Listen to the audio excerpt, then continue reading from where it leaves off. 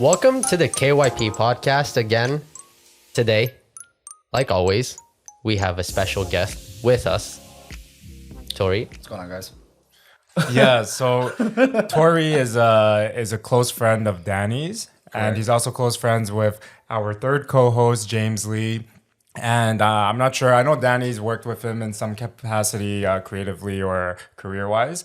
I think maybe you guys worked with James as well on some projects. Absolutely. And for me, I'm just excited to kind of hear about your experiences together, your friendship, and also some war stories maybe. Oh, yeah. And of course, get to know you too, man. We're gonna be homies. Definitely. I think to start off, tell us about yourself. So, as you guys mentioned, my name is Tori. Graduated university finally. I'm only 46 years old now, so it's awesome. I have a 2-year-old son, but so that's the baseline of what I do on the regular.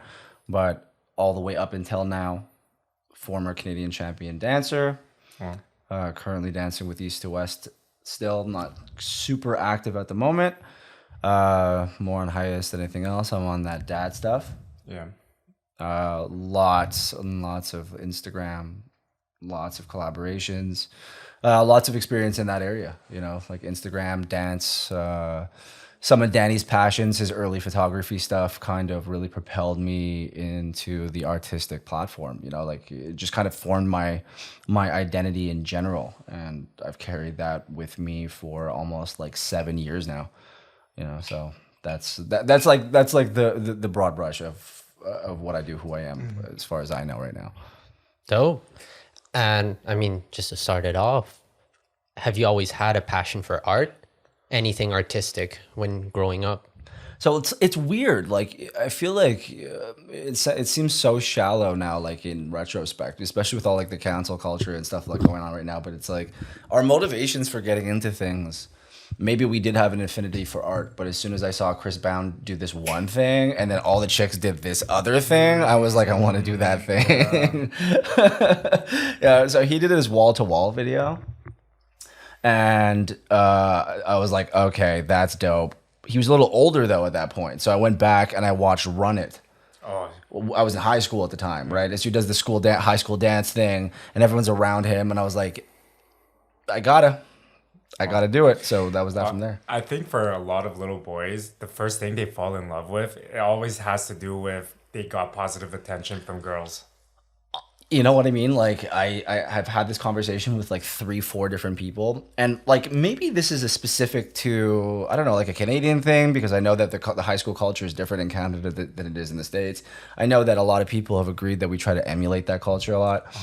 But I know that the guys were very, very like platonic towards everything until girls started to click up.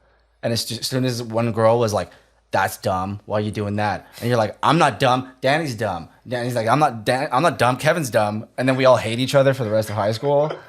Yeah, 100%. That's what happens. Like, everybody's chilling before girls are involved. Everybody's friends. You want to look at my Lego? Want to look at my Lego? You want to play some basketball? Play some Nerf guns? Sally comes in, it's over. Sally. Fucking Sally. Sally needs to just like get it together, not be such a bitch. I don't know. I hope. Do we know a Sally? I know a Sally. Okay, never mind. Not directed to any Sallys we know. Not directly to any Sally. Any specific Sallys? Yeah, I don't know why I said that. Sorry, guys. It's okay. I mean, I think that you thought that was a neutral name. It was a good bet. I know 0 Sally, so.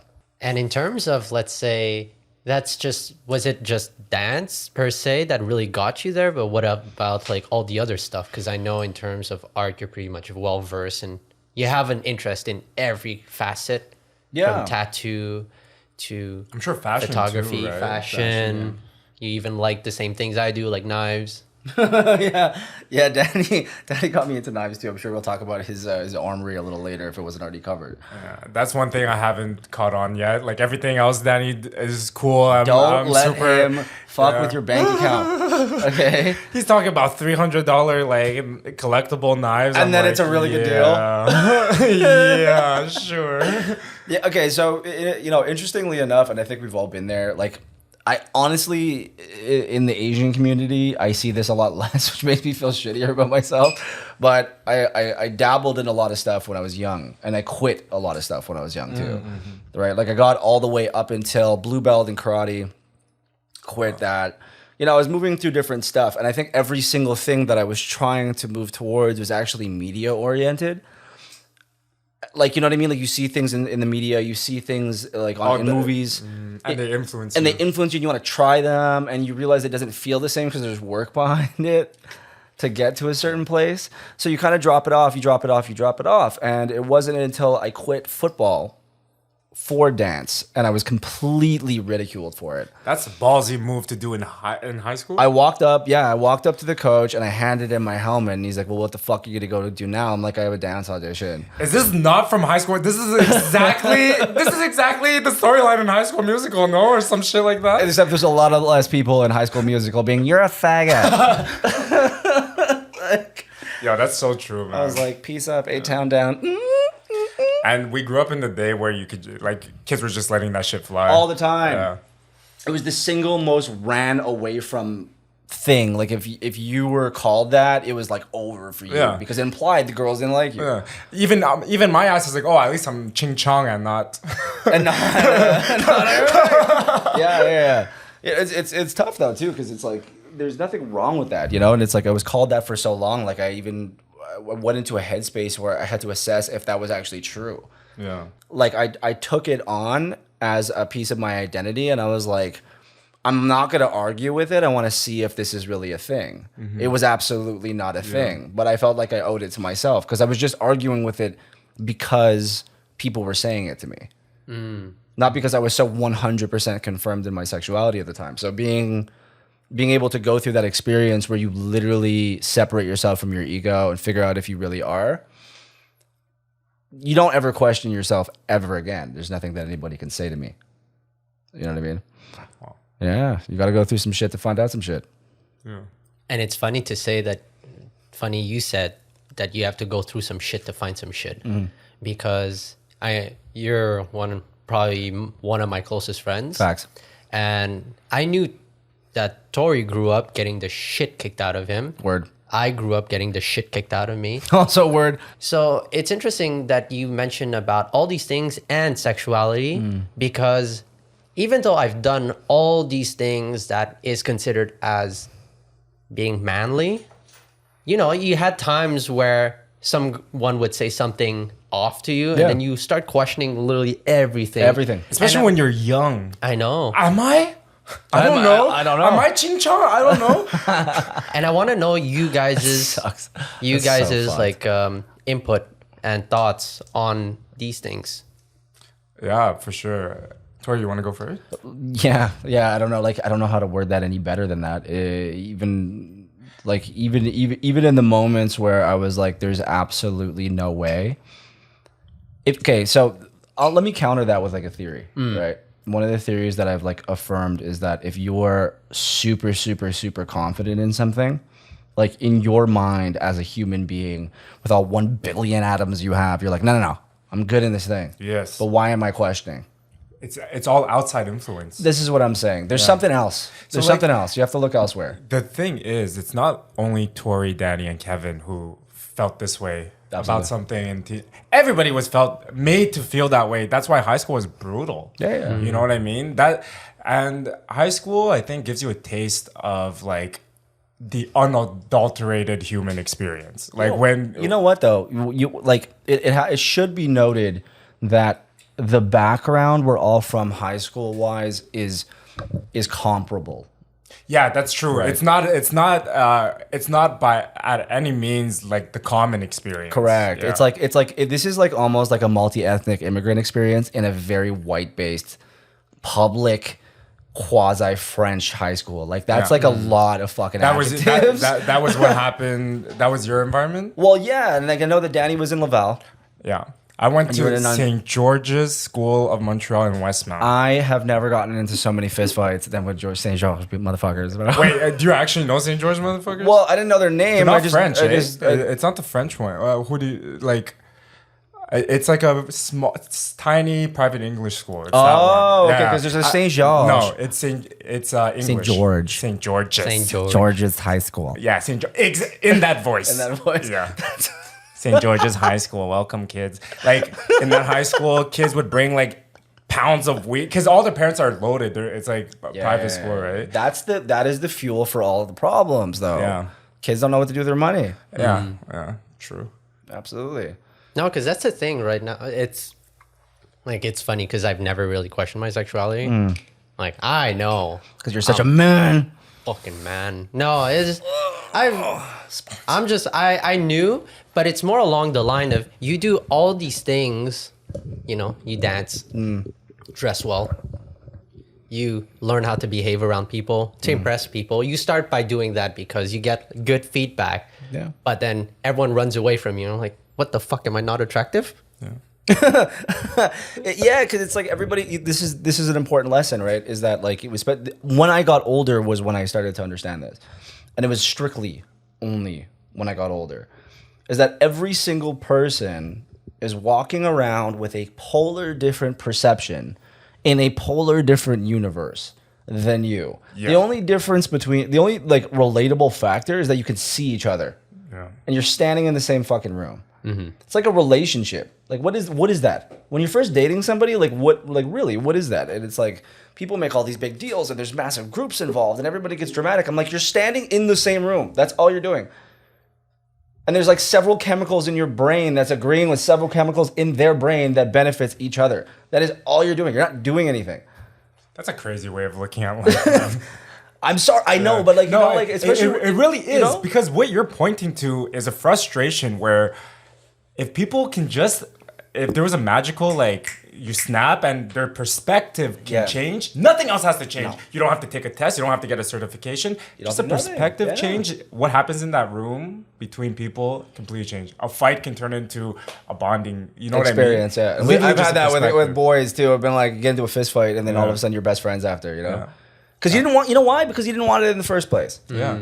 You just wanted to impress somebody. Nobody actually wants beef. Yeah. People enter into conflict Until you have because kids, then you want the smoke, man. You want the smoke? Yeah. Oh, anybody looks at it, you want the smoke? It's like it's so different because it's like when you're really, really affirmed in your own house, in your own heart with your own family. If you want smoke with somebody, you really want smoke with somebody. You know, like you're not taking my shit. You're not Well, taking yeah, when my it comes stuff. to other people, I think Yeah. men have that sense. It's very especially different. for family, like mother, Yeah. sons and mothers, like Yeah. sons and sisters. Yeah. Like it's one thing when you're single and it's like, okay, you're not gonna take my dignity, you're not gonna take my prowess, you're not gonna take my clout, you're not gonna take whatever. But when you're like a parent, you know what I mean? You're like you're not gonna touch my fucking. This is my house. That's actually This is one thing my- worth fighting for. Correct. Like And cloud girl. The last women, thing toxic men need, which is all of us at some point, is a really good excuse. to fight. That's so true. You know, like we don't need any more motivation. Danny's got 14 knives and 0 kids, so. 15, an axe, and a nightstick. And a nightstick and a pair of brass knuckles that are not Carbon fiber knuckles. carbon fiber knuckles. That's what I said. I was just testing him. Wow. Can I talk about my sexuality? Hit me up, bro. Yeah, Tell me fuck. what's up. So I've always known, I've always felt straight. I never questioned that. But for me, it was about like, I was more sensitive, more emotional than most other boys. And I don't know where that came from. I think when I was younger, I spent a lot of time with my mom because she was a working mom and she had to Same. take me around when she goes shopping and stuff, and I would help her with shopping. And so I don't know. I was always close with girls, and I used to feel fucking embarrassed about that. Like I would be interested in rom-coms and like watching those types of content. Bro, I quit dance the first time. Yeah. When I was in grade 1, I quit dance because I went into a room. It was a lunch program activity. I don't know if you had those Yeah. in elementary school, but there was like you can do like different. You can do like a sport or like Oh gymnastics. yeah. Like do something during lunch. Facts, yeah. So I went in and it was all girls there, and I quit Yeah. because I knew everyone was gonna make fun of me. Not because I wanted to leave. You wanted to do it. Like I I wanted want to to do watch it. Gossip Girl. Yeah. And talk about it with my friends at school, but I can't let my boys see because Facts. So they're gonna bust your ass. you know what I mean? Because I was like, on the outside, I was the popular dude. Like I was with the class clowns, you know. Like that's the popular kids in that school I happened to go to. Yeah. So I had to hide all that. But now I see it's a huge fucking advantage, man. Like, as dating as a 20-something years but it's old, like it's you know? okay, yes, but you earned that. Oh, I shit. earned it. Trust me, I earned it. I was an incel. I was living like an incel until I was 18 years old. I swear. I read the incel shit. I felt those things when I was maybe 15, 16, 100%. So interestingly enough, right? So it's like those are comparable kind of situations, right? Because I was in the pursuit of like popularity as well. Dany, when I met him not that long ago, right? In the grand spectrum of like all of your life, I've known Dany for a small amount of time. A respectable amount of time, but a small amount of time. And Dany was very, very, very different like 3 years ago, like 3-4 years ago. I'd say 4 or 5 years ago. Like even. 4 years ago is when I was going to say that you started acknowledging that there was fuck shit out there.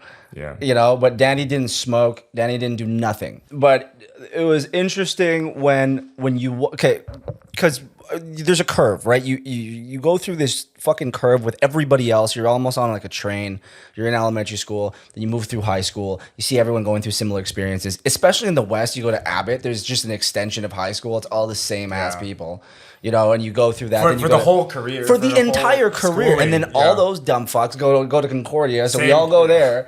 You know, and it's not that Concordia is full of dumb fucks. It's just they happen to be able to get in. There's 2 English schools in Montreal. Well, you know what I mean? Like, I'm just going to leave that there. You take that if you want to. If not, I'll take it right back. But anyway, Dany was like, he wasn't on that train with me. Yeah. Right. But he had these similar experiences that I was able to literally watch latch on like one at a time as time went on. Hey, you do this thing. Hey, you do that thing. Hey, I said this thing. Oh, I noticed you responded positively to that thing I said. Oh, okay. Now we're going to bond over this. And you know what I mean? And it's like catching somebody at a completely different juncture in life. Yeah. And then eventually coming to a similar place minus the kids. Yeah. Yeah. That I know of. That's so interesting. Like that was how, like, we're all kind of similar. Facts. That's why we're vibing very well, right? Yeah. And although we had very different experiences, they're all very similar. It's all about being the outsider. I think we were tested in each scenario, right? I was the only Asian kid in my grade at an all like private, rich Jewish school. Yeah. And, fuck, man. That's... you know, like I walk in the first day, I already saw them like making calculator jokes and shit. So I knew I knew if I didn't do something, I was gonna be exiled eating fucking with the math teacher. Listen, Mr. Goldstein. Yeah, okay, I will fuck you up. But no, I love all of my friends. Like I'm homies with them. Okay. But point being, that's why early on when I got to high school, like pretty much first week, I got my ass in trouble, like fucking proving that I'm a class clown, I'm about it. And it's kind of like walking into prison the first day, everybody thinks they can fuck with you. I intentionally let my ringtone go off. Yeah. I lost my phone for a week to make everyone laugh. And start some beef with the teacher, say something funny. And just be like that guy who doesn't give a shit, you know? Like, it seems trivial, it seems whatever. That was fucking make or break, man. But bro, I could have been a completely different person if I didn't do that. Think about it. Look around this room, right? Look at all the stimuli per capita created by one guy. Yeah. Right? And not even at a high volume. He could have my spending habit. You know, it could be nuts in here. Multiplied by every single other human being, right? Right now, we're drowning in stimuli. But back then, each thing that happened was the craziest thing that ever happened. Oh, yeah. You know? That's true. I didn't think, like, high school experience is so different now. You talk about one thing for like 4 days. Yeah.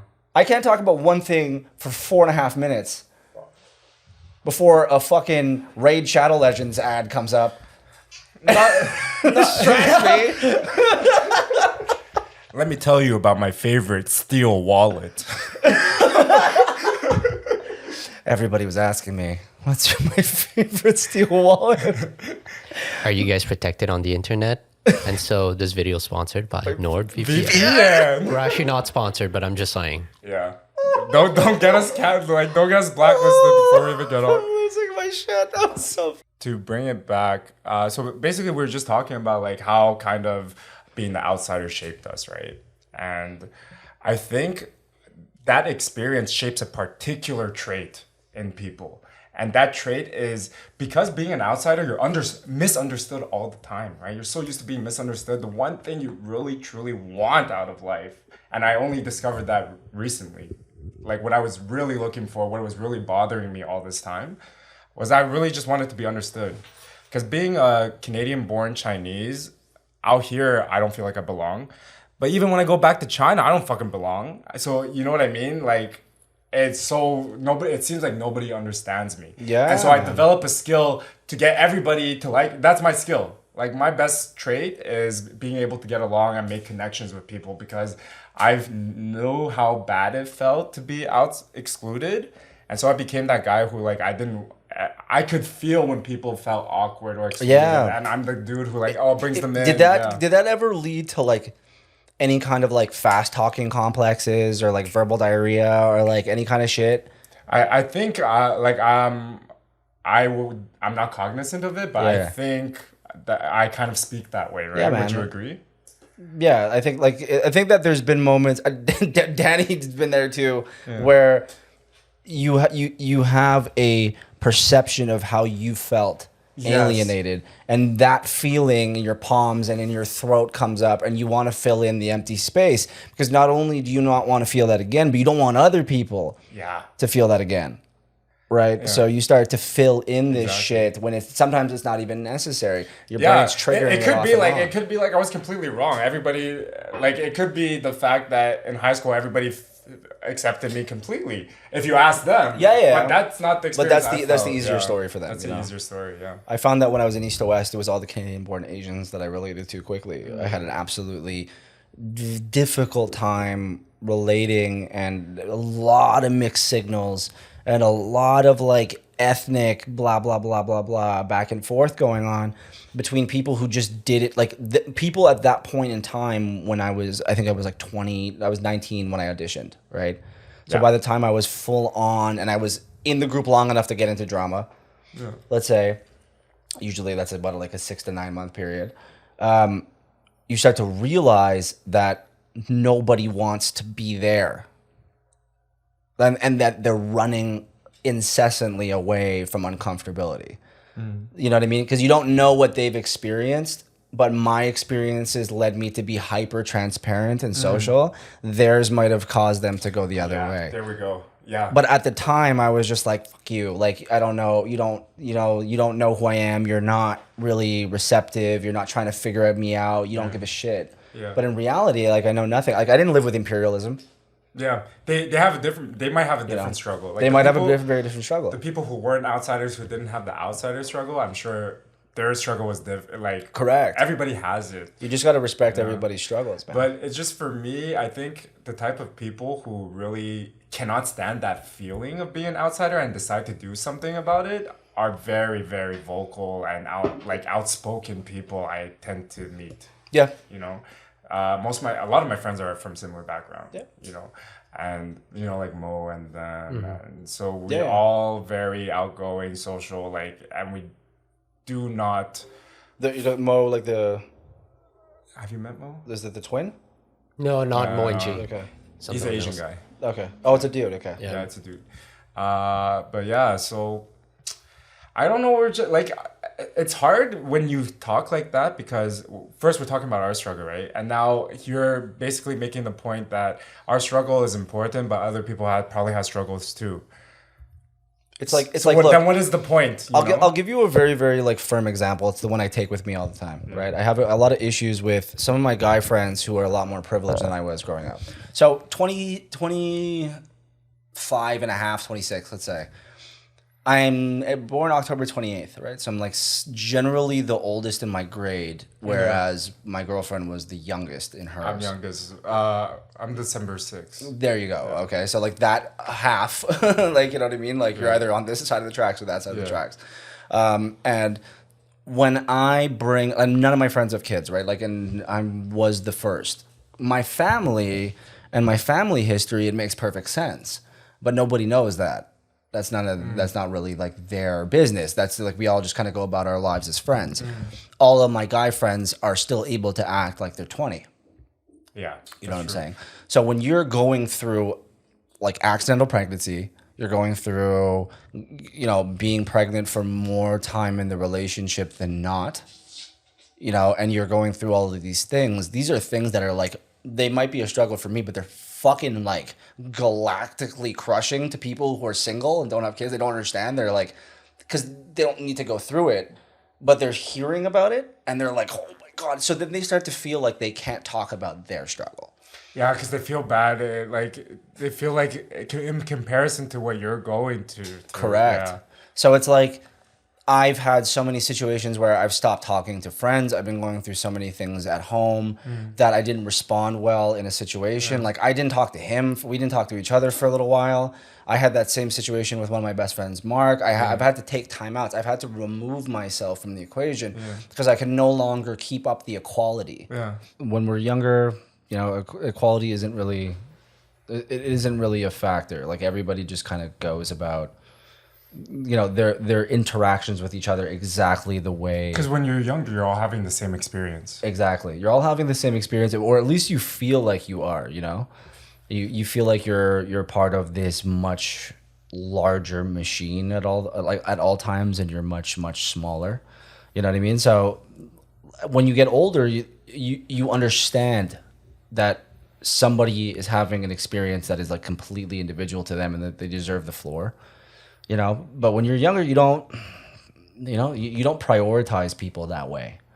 You know what I mean? You don't give them the opportunity to be like, look, like, this is what I'm about. This is what I'm going through. This is why I think what I'm going through is really, really important. You know what I mean?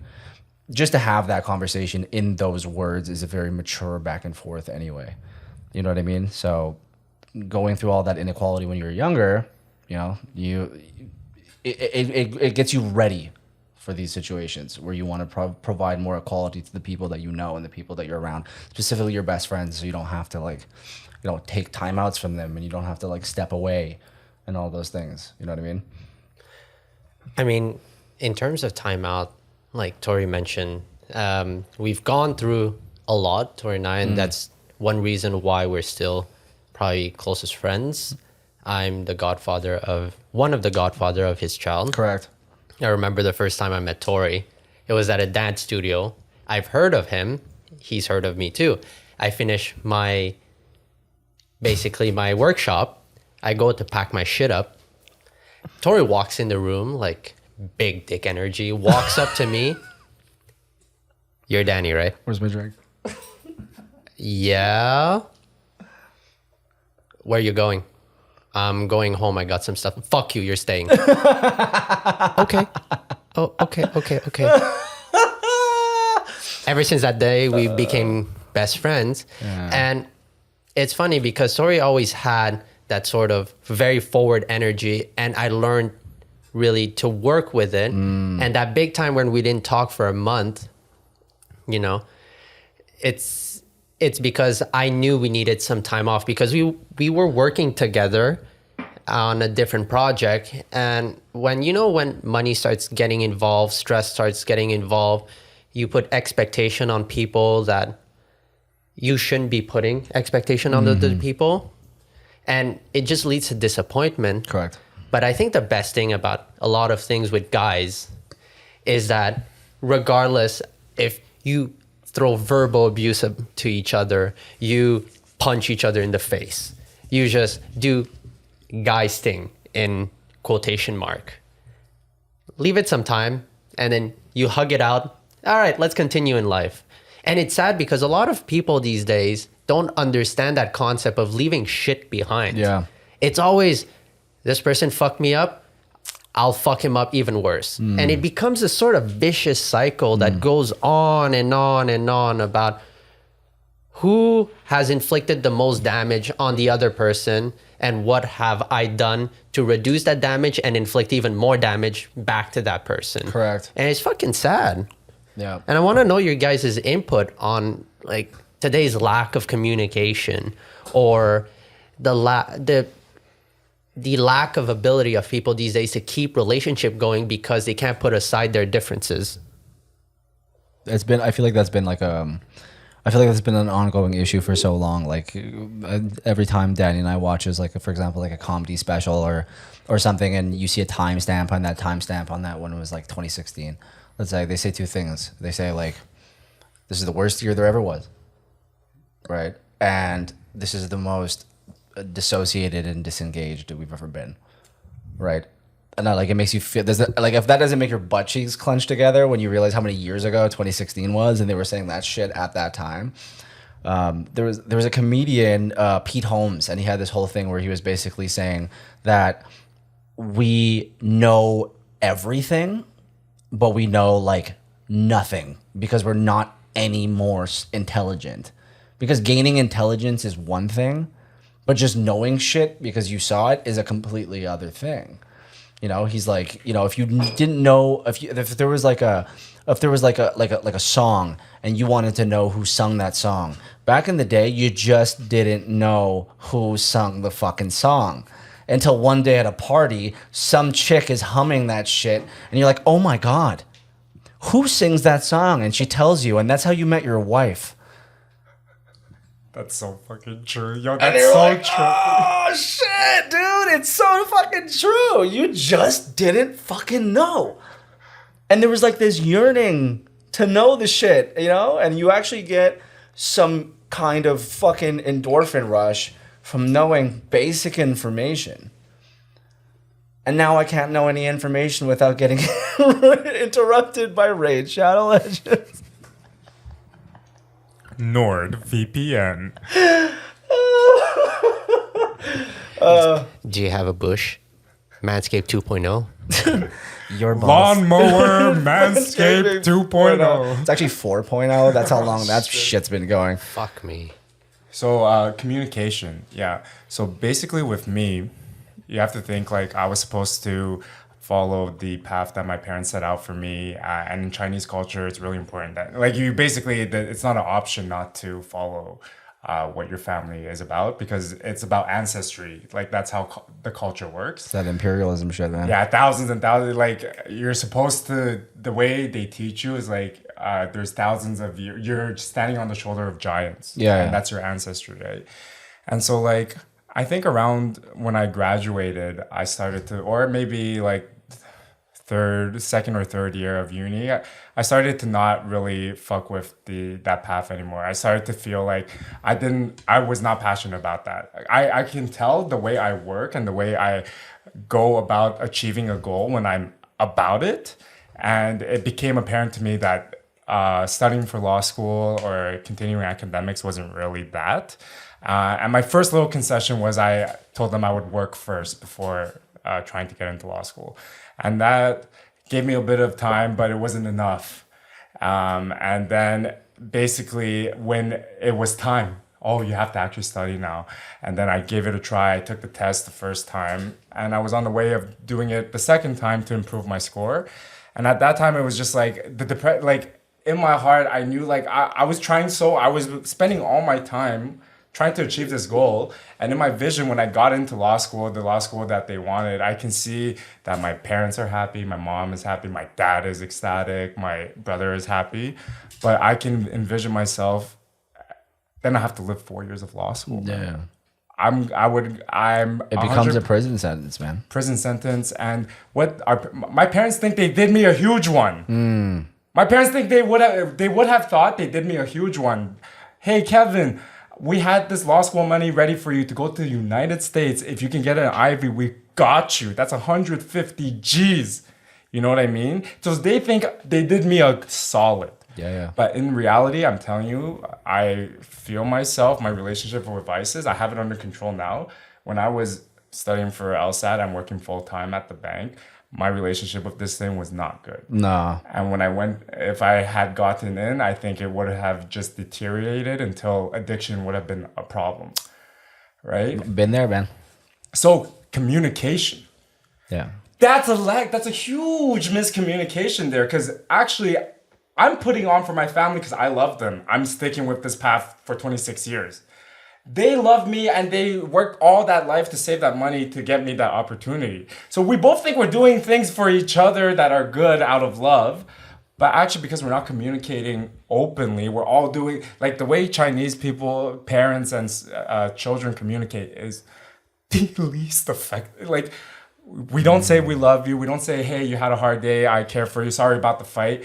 Instead, they'll do an act of service. They'll cut some fruit for you, cook you a good meal, or do something, or give you a present. That transcends like Asian Yeah, culture. I'm sure. Like I'm saying Asian culture because No. I mean like all reference. Asian cultures because my girlfriend's Filipino. Oh, okay, yeah. Because for me, communication is like if you want to talk about like let's say love languages, right? Love languages is huge for me, not because I'm like a practitioner of that specific psychological plane, but it's more along the lines of it's the most effective way I've seen to communicate how you want to be loved, how you want to be spoken to.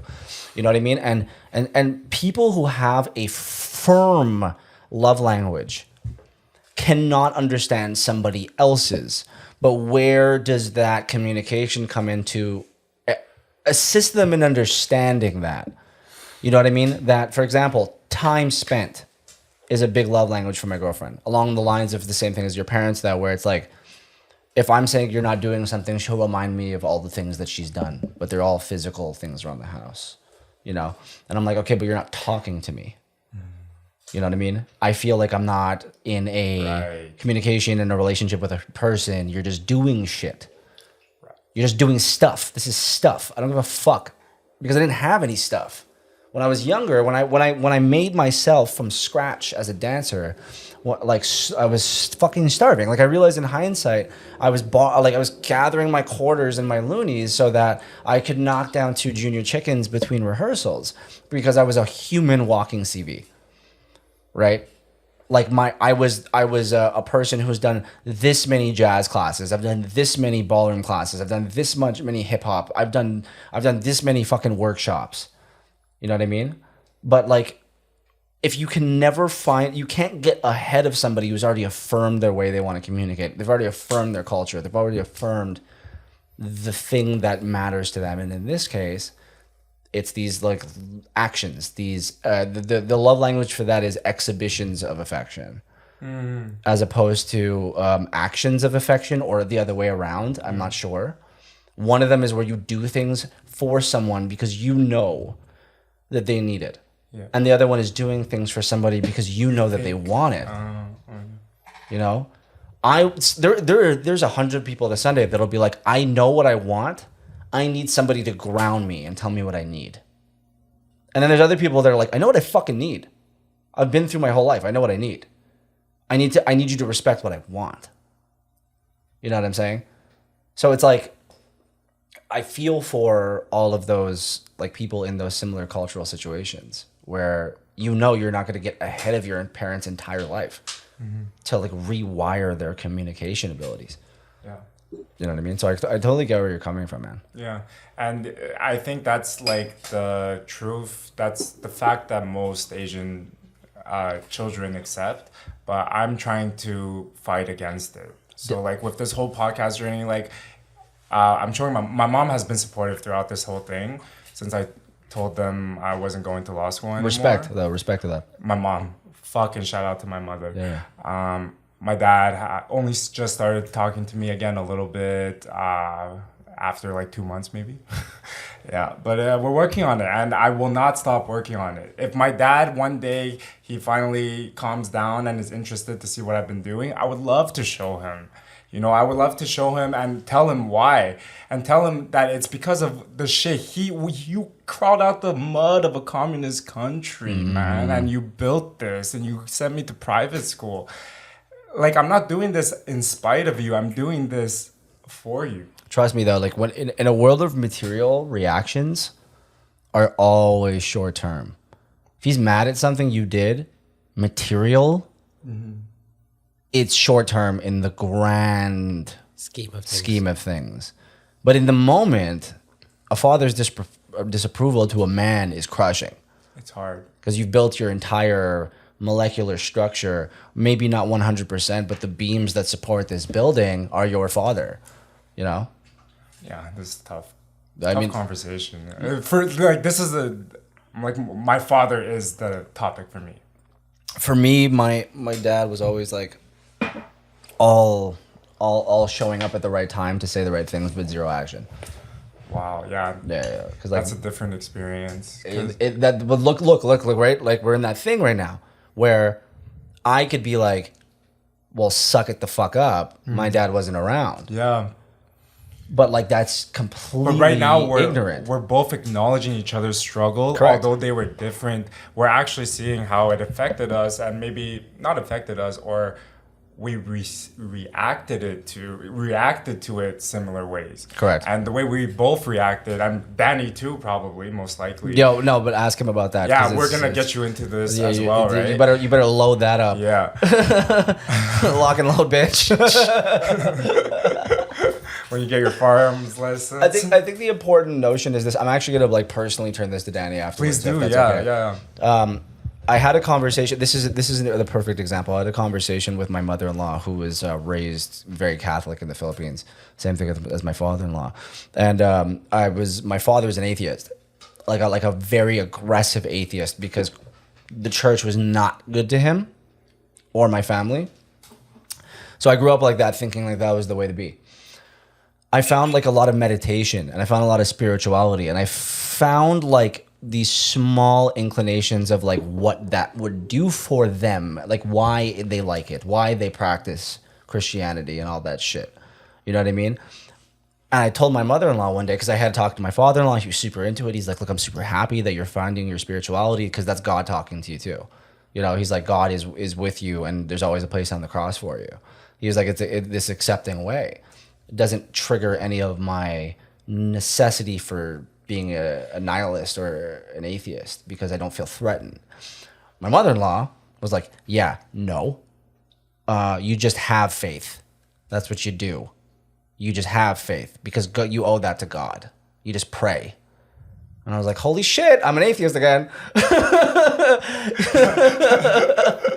You know what I mean? So it's like, people of a certain generation raised in certain circumstances understand one way, and that way allowed them to like survive. You got it. You know? got it. And that's what I'm like. That's what I'm able to understand when I'm making this move to my parents. So I don't hate them for it. Facts, and that's a mad mature situation. Thank you. I helped Dany move out of his parents' house when he moved into this dope ass apartment he's in.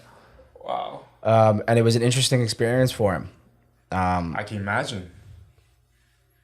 When I was like talking to Dany about it, he was very, very cool, and he was cooler than I would have been, because I know that it wasn't like the easiest thing for you at the time. There was a lot of conversations that were being had. I'll let you, like, what was your situation with that? How does that resonate with you now? So, It's good.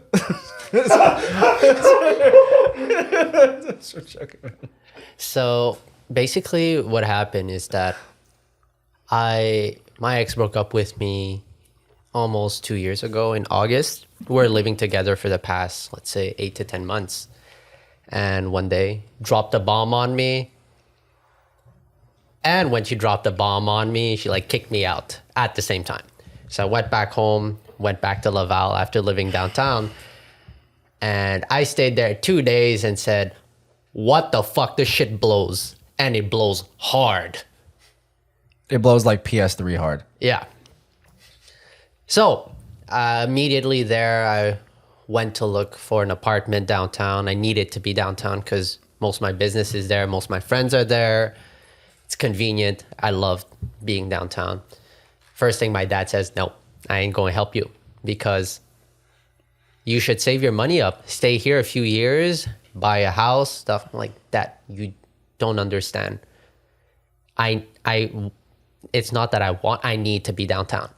I'm stuck upstairs all day long trying to get fucking reception. I live above the garage. So it was a tough situation, because when we moved out, I didn't have the approval of my dad. And I think still this day, I still don't have the approval of my dad being here. So I think Tori spotted it, because my dad was just like, okay, fuck it. I guess I'll help him, but I don't want him to live downtown. And he could feel the sort of tension between my dad and I. My dad was trying to stay cool, but... And your dad's like, your dad invented Viet people. Yeah, my dad's very stereotypical. So it yeah. was like, but you know what I mean? He's like way nicer than the average. So I was like, it's very confusing. But the point is that even through the language barrier, I could feel the, Resentment. like, it wasn't that he was actively trying to make things awkward, but you can tell like he's exuding this energy that was pulled back. He was probably trying very hard to hold back his true feelings. I think that your dad has a lot of traditional like bones in his body in which that he wouldn't have a public outburst in front of your friend. You know, that he wouldn't do anything like that. Like he understands that he has to keep his family unit like respectable to the public. You know, but it's like it just goes to show communication. He doesn't know what to do with that energy, right? No, exactly. My dad's never been a great communicator, to be honest. He's always been trying his way to show that he cares, but in the most poking and annoying way. Like, No, I get it. I fucking get it so hard.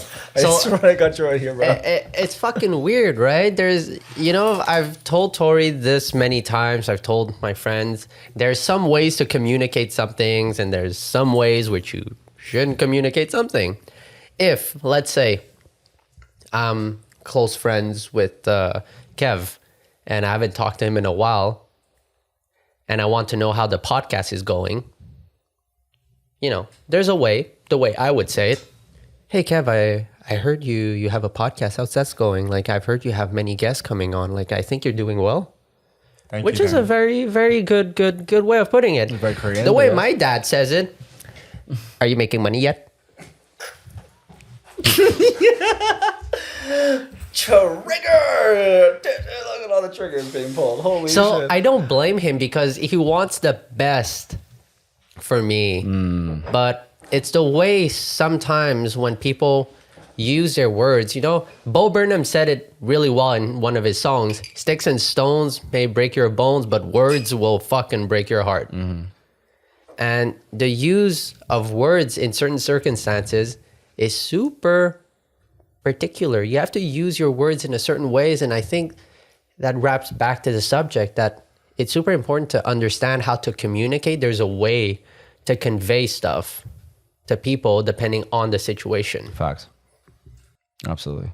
Bo Burnham did also say that, if, like, in the perspective of God, if you want to eat pork, you can eat pork if you want to, because why the fuck would I give a shit? I created the universe. You think I'm drawing the line at the fucking deli aisle?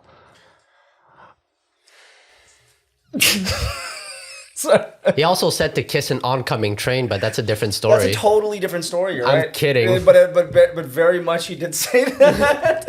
It's amazing when you pull things out of context and I how it know. fucks up communication, right? Exactly. And I think that's a big problem too these days. The entire debacle in life, any debates with people, it's all about strawmanning people. Tori says something to me. I believe that I truly love vanilla ice cream the most out of all ice cream. And then I would come in, so you're telling me you don't like chocolate? Yeah. Okay. So that's actually called gaslighting. Yeah, but it's strawmanning people. Strong manning somebody, like, basically a gaslit situation, right? Gaslighting somebody is making somebody repeat or believe that something they very firmly have said is no longer, it's possibly no longer the truth. Like, if I notice that you're sweating bullets and you have to say something to me, by making you repeat yourself again, it becomes that much harder to say what you had to say, right? I heard what you fucking said. I'm just making you say it again. You know what I'm saying? Or if you're like very much upset about something and I kind of move the situation around so that it no longer has your back. Kevin says something, you get mad upset about it. You get really, really upset about it. Kevin feels awkward. I tell you to apologize to Kevin for making him feel uncomfortable. But in reality, Kevin said something that pissed you off. You're gaslit now because you're not really... Yeah, you're distorting reality. You're distorting reality. You no longer have the floor. You're making your feelings and emotions feel fucking unimportant. And honestly, like, as annoying as it is that this gaslight culture thing is a thing, it was the sheer density of it existing for so long that created that. I believe that it created this backlash where people are using the fucking term gaslight in regular sentences. I didn't even know what it meant until like last year. Yeah. You know? So, but I can imagine when these white people, because this is usually who's talking about it, they're talking about gaslight culture, and I can imagine every single Asian person in their house is just going, Yeah, honestly, nobody has brought, like, I've heard it and I kind of got a sense of it. I don't hang Brought around it with up? too many of the pale skins. I'm joking. the pale guys are fucking vampires. First of all, I'm all the ethnicities. I'm every single one of them. You are ambiguous. You do look ambiguous. I'm like the most ethnically ambiguous person I know for sure. Yeah. It's very confusing. But to the yeah, public. so you were right. As an Asian sitting at home hearing these white people on YouTube very passionately saying, "You gaslight me," nobody's ever explained it to me like that, and yeah, I recognize it now. Like I've always recognized that in my life. I just didn't know it was that. Yeah, was it's gaslighting, as simple as re-explaining a situation in the benefit or in the perspective of somebody who's not you. Yeah, yeah. It's like a one of those cheap argumentation Fallacies. Fallacies. Yeah, it's very much a manipulation Yeah, tactic. I'm skilled at conversations, right? That's how I get most of what I have Shit in done. life. Yeah, that's how I get most of my things, and I know like that's a technique I could easily use, but I know that breaks the relationship. Like that's not like the short-term gain of getting what you want out of the argument of using that gaslight technique is not worth the long-term cost of damaging the friendship. The interesting thing is that gaslighting is a term that was placed on actions that people were already performing. Right? We were already doing this. Two people get into a fight, you say, the guy that benefits me most was completely in the right, and the other guy was completely in the wrong, but it's completely fucking 50-50. You know, so you're gaslighting the one that is out of your interest zone. You know, this is like super common. We've been doing this for like a minute. Every single time a girl fucking does anything, we're like, well, she's crazy. Exactly. That's gaslighting 101. Mind you, I'm not an advocate for gaslighting because I don't like putting a term on it, but I do believe that you mentioned something interesting earlier, right? I believe that our society is formed strictly on a kind of like morality principle basis. And obviously we all understand that Christian undertones exist in like the society that we live in. But I think that where we're going, and this is like a very hard transition because we've never had to do it before, is coming to a place where everything is based off of choice. Right, like you want to be a good person, you want to do right by other people, you want to be, you know, positively influential, and you want to uplift people, and you don't want to do it just because you don't want to go to hell. You know, you don't want to just be, you know, like you understand these like societal norms, and you understand like all of the sins, and you don't want to like get engaged too much in vanity, and you don't want to be too gluttonous, and you don't want to be all these things, but you don't do it by choice. You do it because of like this baseline understanding of what the repercussions are if you are too much in that way, you know? So like, I think that like the way that we need to be as people is continuously make the choice and live based off of your choice, not so much your fear. You know what I mean?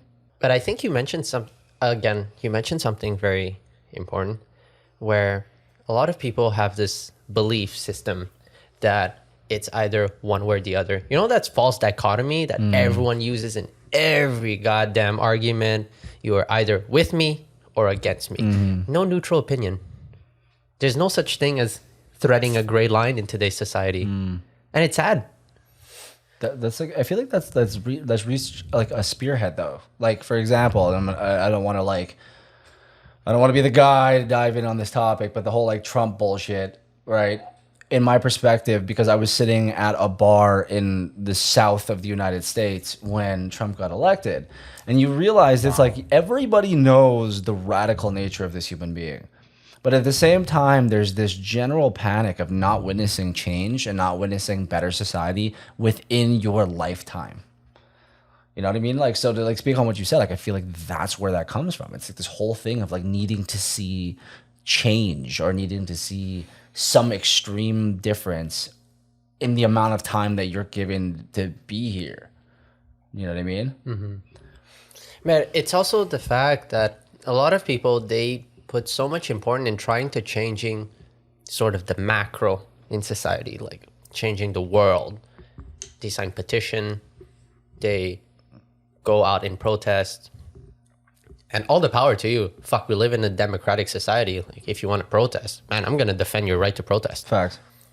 But it has to stem with a lot of people who are successful these days. And I don't count success as being monetary or wealth. I count success as just being happy. Correct. Doing something that you like. Yeah. Not having to worry about putting food on the table, putting a roof over your head. But a lot of people don't want to take the extra step to change themselves, doing the small step in life.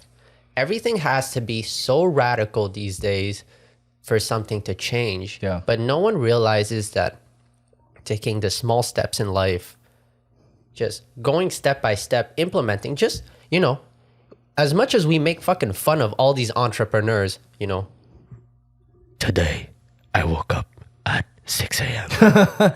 I read 3 books. I prayed to myself. I also meditate 6 times. And I take nutrients. You know, we make fun of these fucking people all the time. But it's these little steps that people take in life that makes them the people that they are today. Yeah. And the more I get into that lifestyle, yeah, like, fuck, I don't take vitamins. Like, No, but I know exactly what you did all day based on your Instagram story. yeah, exactly. So, like, you know, you take the small step and you're changing, and then eventually you see that result growing and growing, and you get to a point where you're like, oh, fuck, okay, I think differently from people. Yeah, word. But I think the most important thing is that a lot of people focus too much on changing the outside factors in their life, but don't think about changing themselves first. Absolutely. And I wanted to know you guys' input, because I know that both of you had major events in your life that made you turn your life around. Tori, you had your kid. Congratulations again, even though he's 2. I didn't think about it that way. Yeah. And Kev, fuck, you're the amount of times you mentioned that you change your life around to keep doing that. Like, I want to know really. Wow, this goes back to what you were saying about like the different degrees of struggle. Like, I would not even have put myself in that level. Like, when you told me, like, in my head, I'm like, oh, you didn't go through shit, Kevin. But now I'm thinking about, yeah, for you, it was having a kid. And yeah, that's grand. Everybody knows that's grand. Like, that's the grandest thing that can happen in a human being's life. But we're at similar stages of life. And at my current stage of life, my thing was this thing with my parents. Yeah. And it's huge. It's equal to us individually. Yeah. And that's all that matters. That's all we're trying to say today. You know what I mean? Like, everybody wants to do the comparison and stuff, because we're living in a society with the technology we have where everything is a comparison. Everything's stat driven, you know? Oh, even today, like, I think you were saying you were giving reports on Russia's conflict with Ukraine, and you were giving like stats like, oh, they're down 400 whatever personnel. What the fuck? What became like NBA fucking ESPN today? What the fuck? Do you know what I mean? Like, war has become that. COVID has become it's that. It's so not funny, but it's like, it's so fucking funny because it's true, right? Like, Everything's compared this, compared that, right?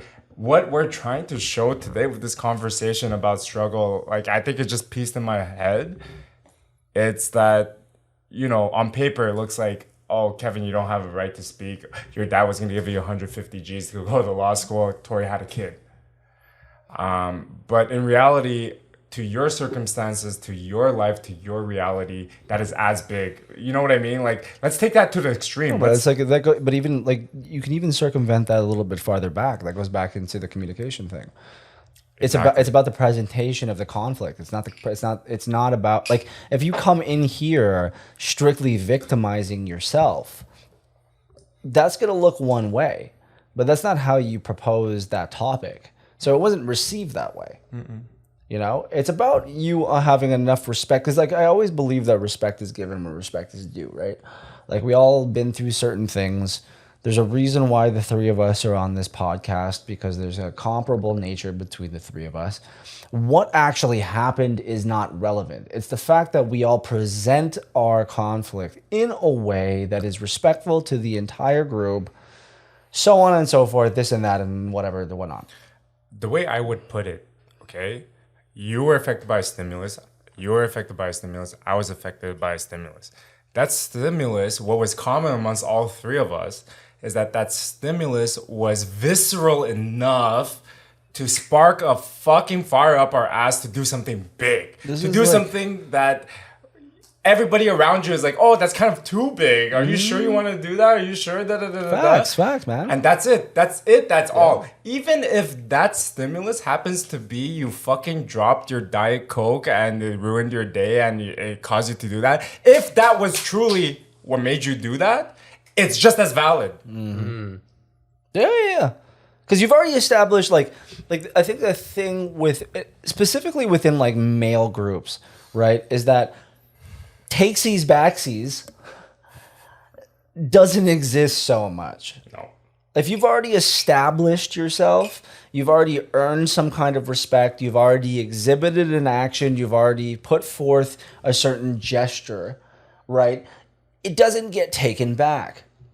You've already earned that respect. That respect doesn't go anywhere unless you do a comparable or equal thing to disengage that respect. I help Dany move.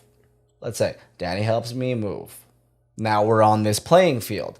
Dany does something equally shitty to the me helping him move thing, then maybe we talk about that I have a problem. But aside from that, there's not much he can do to offset my respect for him. I think respect is one thing that is, with people being so entitled these days, especially with status, money, Fucking title, man. whatever, Followers, fucking check marks. whatever the fuck you decide to associate yourself with, respect is earned. Yeah. And so you have no right to expect that everyone has respect for you. You have to give value to people. You have to help people in this world. And that's why I've taken pretty much my mission in life is to help as many people as I can, whether it is dropping brain dead Neanderthal memes on my story or being a teacher at a college. I believe that is one way for people to gain respect for me. Yeah, I feel that. I feel like you also have to like understand that there's a discipline necessary. You know? Yeah, Dany, like on the other episode, we discussed that your purpose was to basically teach people, because you're so good at learning things you want to share with people, right? So your purpose is to give value to other people, but you realize through that you gain a lot of benefits, right? Because when you give value to people, people feel some type of way. They feel special. They feel like, oh, you believe in me. You know what I mean? And so they give it back, right? And you wouldn't give value to someone who couldn't bring it back, right? Like when I came to you and pitched you to be part of the podcast, like, look at this, man. I just had an idea in my bedroom. I was going through a tough time. I was just going through dealing with my mental health, and I came up with an idea. And honestly, if I wasn't able to make the baby steps to start making it come true, I would have just been a crazy kid that was about to go to rock bottom. Yeah, man. The basement of rock bottom. But it happens, thankfully, I had some skill on me that I was able to not only take the baby steps, but I was able to take the big boy steps too. And when I came to you, I didn't have nothing. I showed you something. I showed you a podcast, me and James, we fucking recorded on a iPhone. Right? And it was crap. It was edited crap, but you saw what me and James were tapped into, right? And when I saw this, I felt like there's no way Dany would want to be a part of it. Like, I'm a business guy. I have no credibility. I have no clout in the creative world. Yo, bro, I have 300 like, followers. Real talk. I think that like in the presence of this camera, let's pause. I think that we could put to bed right now Kevin making self-defeating statements. Okay, we're not doing this anymore. We're shutting the whole fucking operation down. Okay, Dany is cool shit. Okay, because Dany sacrificed a lot of shit to have cool shit. All right, Dany didn't do a bunch of other shit to have cool shit. But the cool shit doesn't give him clout, right? The work that Dany does gives him clout. Yeah, And the work that that's Dany what I does see. makes him relatable to you because you Yes. also do certain kinds of work. Now, if you decided to shift every single one of your morals in a certain way so that you can only have cool shit from now until next year, you would also have cool shit. But the point is that we all are on an equal playing field. All you're witnessing right now is a series of choice. Yeah. Not a series of principles or morals or hierarchical standings. I'm not Chinese, I'm not Filipino, and I'm not Viet. So I was not raised with this hierarchy. What I was raised with, though, is fear. Because my grandfather growing up was Baptist, right? And he was raised in the ghetto. My grandfather is full black. Yeah. I was not expecting. Talk about ambiguous. Super ambiguous. My grandfather, full black from Newark, New Jersey, right? And the fear of God exists in those people, right? So you live retractively, you live retroactively. You don't live in this way where you see things and you have envy and you move forward and you get things you want. You just spend so much time trying to not step on God's toes. Right. You know what I mean? So right here, right now, on this podcast, we are all on a equal playing field, and I will throw a fucking flip-flop at you. I feel you. And a lot of people, when they hear me talk like that, they have a similar response. Yeah. But while the camera's on, I'll just say it. Like, that's just how I process. Like, I'm so self-aware to a point that when I self-criticize, I don't feel no type of way. It's the same thing when I gas myself up. Like, when I get to my gas, because I view criticism as the raw material that is making me great. Let's like we want to. I think we want to make that a daily practice. Yeah. You know, like anybody who's watching this, like I don't think that people, like not necessarily every single person watching this would see value in that, but there's an importance in reaffirming your own value to your own self. If you've ever been in like a situation, whether it be with a parent or a teacher or in a relationship, where somebody has hooks in you and they have access to your own personal value, right? They have square footage in your fucking head. Facts, man. They have real estate in how you actually feel about yourself. Getting rid of that habit of needing somebody else to assist you, My man. is a monumental task for some people, you know, including myself. So respect to that. You know what I mean? Dany has a thing that he says. It sounds a little bit like, in life. And I'm like, and immediately I'm like, oh, go fuck yourself. But then he says more stuff and then it's good. And it usually has to do with just understanding a very, very simple concept, but believing that concept. For sure. You know what I mean? Like, and just reaffirming that certain things happen, they're constants, and that's okay. You just got to get past them. You just got to conquer them. Yeah. You know, it's as easy as that. You don't have to overcomplicate it. For sure. So I think to wrap it up, one important thing is just to understand really that everyone has struggles. None is more important than another person. It really has to depend on really yourself. How important are these struggles for you and how they can change you as a person. And I think that change is super important to make yourself the best person out there. But like I said, it takes a step. It takes balls. It's scary at first. It's scary to take the change. We all had to do changes in life.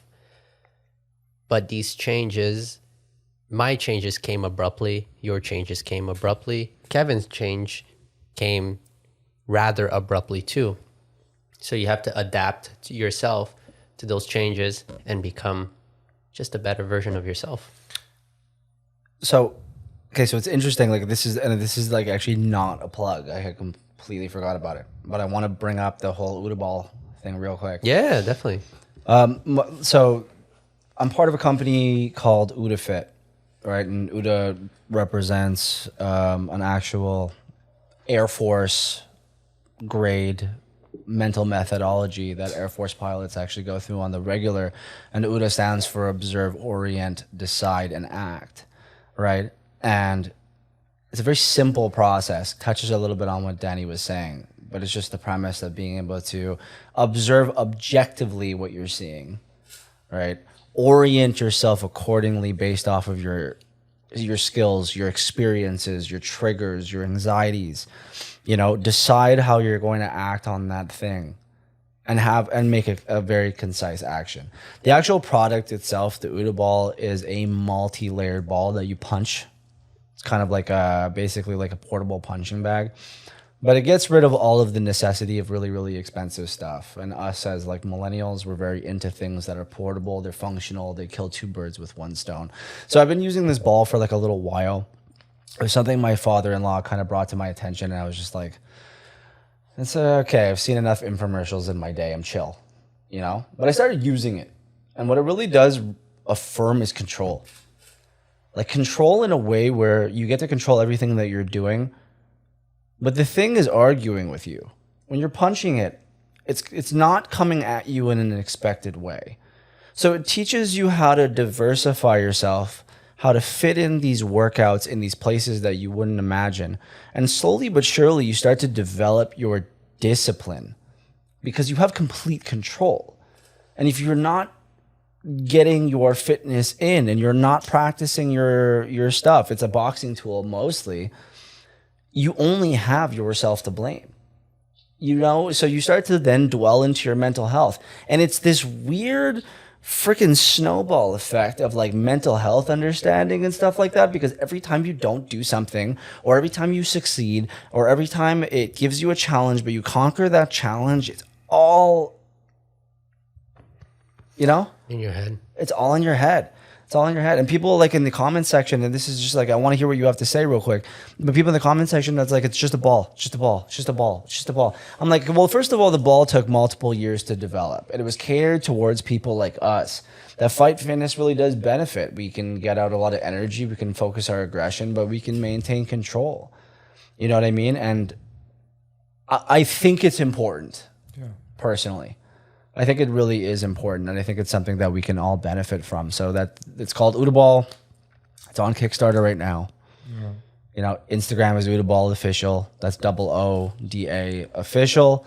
And again, like, this is not a plug. We're doing super well on Kickstarter. I just want I want to be able to bring a tangible item aside from three dudes fucking talking. Something that you can actually get out, get your hands on, get dirty with. And, girls, guys, whatever, I'm sure we've all been in a place real quick where we want to hit something. Yeah. So, check that out if you guys ever have time. In my current space, I can actually really see the value in that, because my mental health struggle was all around a sense of feeling no control over my life. Zero. Like, I was just following this track that I was born into this world and it was already set. I didn't get to nobody talked to me. Oh, yeah. I want to check that out. Yeah, man. Because I did figure it out in the, like, three dudes talking way. It was me talking to myself. I figured it out. But to have something that, like, tests that... Yeah, I'm down for it. You've never had it where the mirror is fighting you, and once you conquer yourself, you can conquer a lot of stuff. It's a small piece in a very large journey, and we call it #OODAFam, or like, we also say something, we say be in the loop. Yeah. Being in the loop is staying in that observe, orient, decide, and act. When you're in the loop, you're in flow state. When you're in the loop, you're being successful and you're doing what you can do to benefit yourself. Yeah. For me, I admire anyone who is like trying to address the mental health issue, especially men, because it's such a taboo topic. Yeah. Specifically. So with that, like, I think we brought it together at the end, and I think we can wrap it up, and I'll let Dany take us home. Yeah, give us a strong right off, Dany. Perfect. Again, thank you, Tori, for coming on to this podcast, talking about all the struggles, all the things, communication. It's been and a blast. Also how literally anyone in life can have control in your life if you take the small steps and you improve yourself by stopping and to worry about all the big things in life. Start with yourself. And I just want to end it up with, where can we find you? So my Instagram is Tori Lee Nelson. That's TORILEENELSON. And also some of my covers are on East to West Official. That's East to West Official, all one word. And I'm not super active now, but I will be active soon.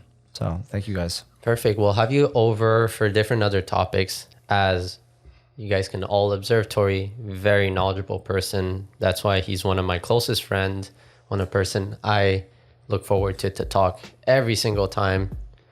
And yeah, remember guys, Kill your to kill your pride.